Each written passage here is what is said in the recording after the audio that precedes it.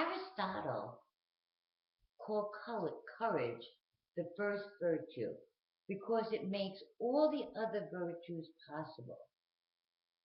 The dictionary defines courage as the quality of mind or spirit that enables a person to face difficulty and danger.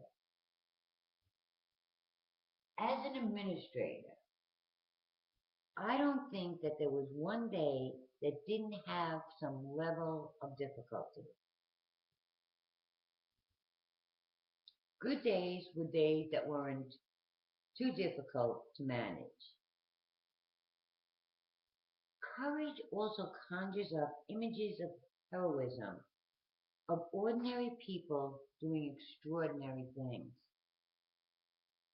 Reflexes leaders know that when they enter their school buildings every day and refuse to accept anything less than their vision, they demonstrate courage.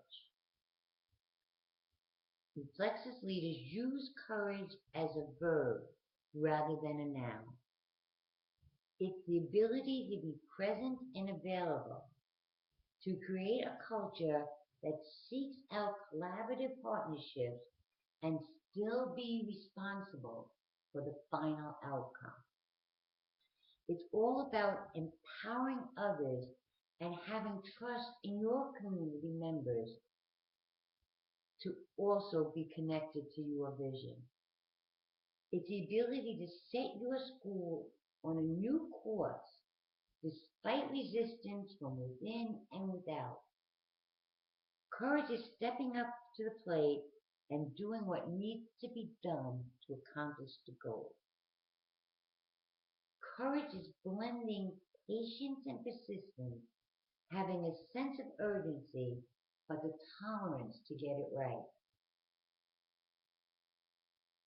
Courage is precision speaking, speaking candidly but with diplomacy about difficult issues, providing tough feedback, and sharing unpopular opinions or decisions.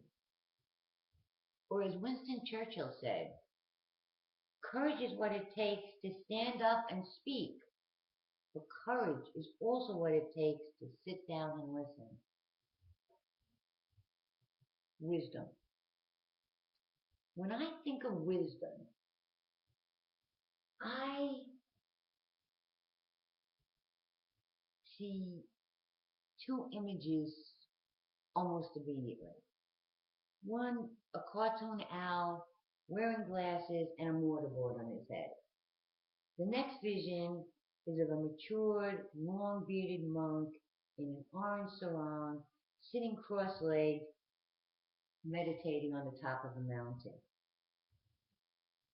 This myopic view of the attribute wisdom comes from my initial confusion of what wisdom actually is and how to convert it into positive action and leadership. Yes, wisdom is the ability to draw on one's knowledge and experiences to make well-formed judgments. Wisdom is not something you just get once you've lived long enough or experienced enough. Wisdom is a view of life as a constant process of development, learning, and growing. Wisdom in reflexes leadership sees setbacks as opportunities to learn and grow. It creates an energy and positive ambition to keep moving in the face of adversity. Reflexes leaders use wisdom to guide their knowledge and their understanding, to find the right global characteristics in addressing and negotiating complex situations and interactions. They know wisdom is gained, yes, through experience, but also through patience, persistence, and listening. Reflexes leaders instinctively use wisdom to evaluate situations, and always remember it's never as bad as it seems and never as good as it can be. They can also look beyond deadlines and paperwork and make connections with others and connect them to the mission and vision.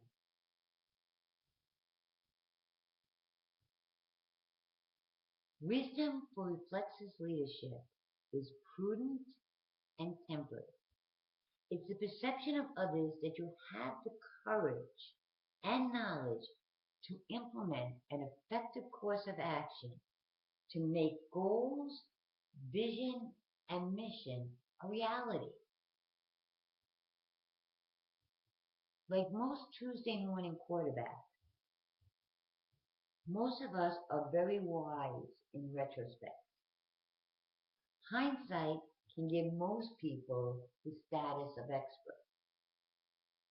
Reflexive leaders convert wisdom into right-mindedness so they can proactively inform their clarity of understanding and offer insight into the heart of the matter.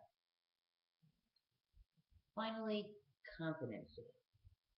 Now, although we've already discussed reflexive competency as a character to convert ideas into action, it's worth mentioning again.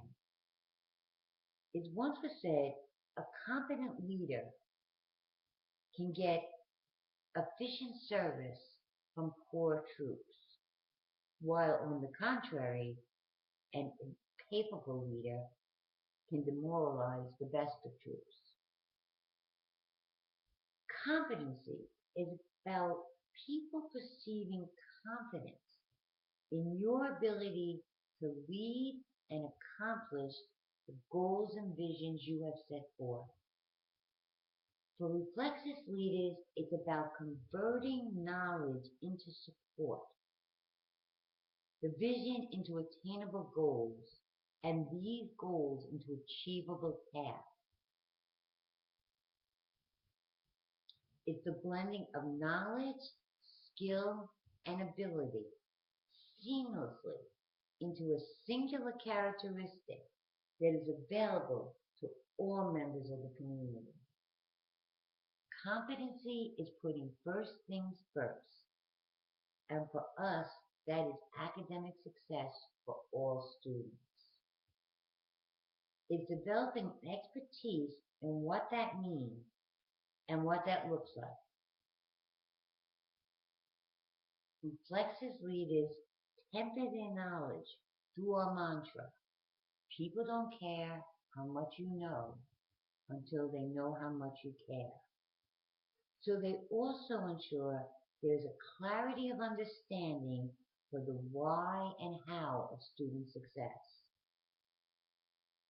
Competency is the ability to know as much as you can and the confidence to utilize and build the expertise and competency of others in the community.